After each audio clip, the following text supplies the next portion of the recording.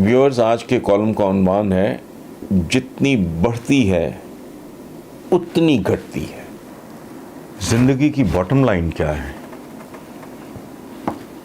کوئی دولت میں بل گیٹس، تکبر اور ظلم میں نریندر مودی، رعونت میں نمرود، طاقت میں ہرکلیس، سیمسن یا رستم، حسن و جمال میں یوسف، صبر میں ایوب، درازی عمر میں نوح، مصوری میں مانی یا مائیکل اینجلو، جنون میں مجنوں، عدل میں نوشیروان، دبدبہ میں جمشید، ملک گیری میں سکندر یا امیر تیمور، حکمت میں لقمان، دانش میں ارسطو، اصول پسندی میں سقراط، بغاوت میں اسپارٹکس، سخاوت میں حاتم، طوالت قامت میں اوج بن انک، موسیقی میں تانسین، شاعری میں انوری، فردوسی، سعدی، شیکسپیئر، مردانگی میں سلطان محمد فاتح، خاموشی میں ذکریہ، گریہ میں یعقوب، جہالت میں ابو جہل، حکومت میں سلمان علی شان، خون ریزی میں چنگیز خان، رفاہ عامہ میں شیر شاہ سوری، احسان فراموشی میں روہیلا یا ضیاء الحق، کسب حلال میں سلطان ناصر الدین، سیاحت میں ابن بطوطہ، کثیر الازدواجی میں واجد علی شاہ، اور ارادہ میں علاء الدین خلجی کیوں نہ ہو۔ زندگی کی باٹم لائن کیا ہے؟ زندگی کا انجام کیا ہے؟ زندگی کے اس کھیل کا ڈراپ سین کیا ہے؟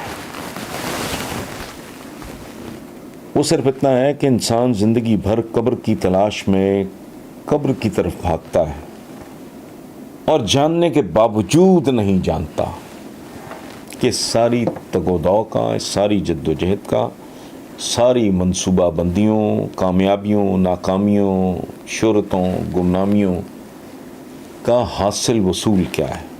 زندگی موت کے گھاٹ اتارے بغیر انسان کی جان نہیں چھوڑتی۔ وہ کہتے ہیں قبر کا چوکھٹا خالی ہے، اسے یاد رکھو، جانے کب کون سی تصویر سجا دی جائے۔ لیکن تصویر بھی کیا، ریت اور پانی پہ بنائی گئی تصویریں اور تحریریں۔ زندگی کیا، خواب میں خواب اور سراب در سراب کے علاوہ۔ ایک بڑا خوبصورت شعر ہے،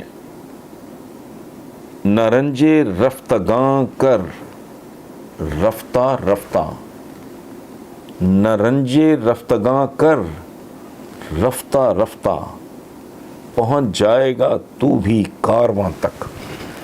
یعنی جو لوگ جا چکے ہیں اس دنیا سے، بچھڑ چکے ہیں، ان کا اتنا دکھ کرنے کی ضرورت نہیں، چونکہ تو نے بھی اسی قافلے میں آہستہ آہستہ وہیں پہنچ۔ اچھا، ایک دھانسو قسم کے جج صاحب کا جنازہ گزرتے ہوئے دیکھ کے کسی نے فی البدی کہا، آج دنیا کی کچہری سے صدارے منصف، ملک الموت کی ڈگری ہوئی ہارے منصف۔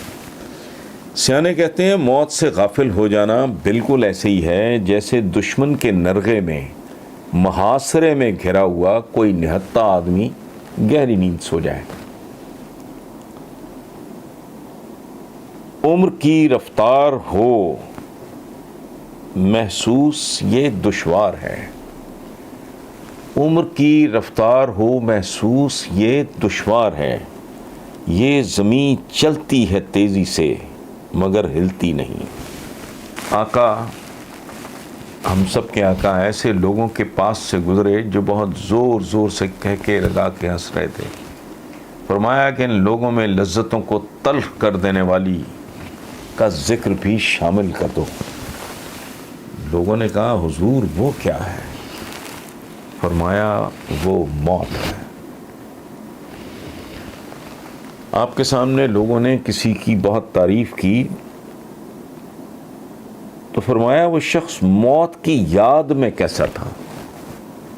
لوگوں نے عرض کیا حضور ہم نے اسے موت کو یاد کرتے تو کبھی نہیں دیکھا۔ پھر فرمایا تو وہ اس درجے کا نہیں جس پر تم اس کو فائز سمجھتے ہو، یعنی جس کو موت بیشتر یاد نہ رہے۔ اچھا، نوشیروان کو کسی نے یہ کہتے ہوئے مبارکباد دی کہ خدا نے تمہارے فلاں دشمن کو دنیا سے اٹھا لیا ہے. نوشیروان نے کہا کیا تم نے یہ بھی سنا ہے کہ خدا نے مجھے چھوڑنے کا فیصلہ کر لیا ہے؟ پنجابی میں ہمارے کہتے ہیں دشمن مرے تو خوشی نہ کریے، سجن بھی مر جانا. اور جتنی بڑھتی ہے اتنی گھٹتی ہے، زندگی خود بخود ہی کٹتی ہے. میں نے تاریخ کی کتابوں میں پڑھا ہے کہ ارسطالیس سل کے مرض میں مبتلا ہو کے فوت ہوا. فالج افلاطون کی موت کا بہانہ بنا. لقمان سرسام اور جالینوس سال کے سبب دنیا سے رخصت ہوئے.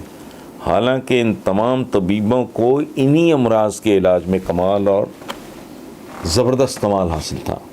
اسی طرح دھنتر وید کو سانپ پکڑنے میں مہارت تھی، لیکن وہ سانپ کے ڈسے سے ہی مارا گیا. جیسے قطب الدین ایبک، خاندان غلامہ کا، لاہور کی انارکلی میں مزار ہے قطب الدین ایبک کا، جس نے قطب مینار دلی بنوایا تھا. تو قطب الدین ایبک چوگان کا یعنی پولو کا مایہ ناز کھلاڑی تھا، لیکن گھوڑے سے گر کر ہی اس کی موت واقع ہوئی. اور ڈاکٹر برنرڈ، جس کو ہارٹ سرجری کا باپ کا سمجھا جاتا ہے، وہ خود بھی ہارٹ اٹیک سے مرا. یہ ہے زندگی. اور آخر پہ چلتے چلتے یہ سن لیں کہ حضرت ابو موسیٰ اشعری نے موت سے پہلے دن رات ریاضت اور عبادت شروع کر دی. تو ان سے محبت کرنے والوں نے عرض کیا کہ اپنے نفس پر کچھ نرمی کریں. تو آپ نے کہا یاد رکھنا، گھوڑ دوڑ میں اصیل گھوڑا جیتنے کے نشان کے قریب اپنا پورا زور لگا دیتا ہے. یعنی عمر بڑھتی جا رہی ہے میری،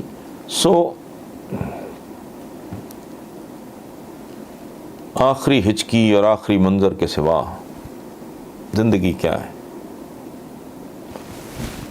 آپ کی سمجھ میں آئے تو آپ بھی میرے ساتھ شیئر کیجیے.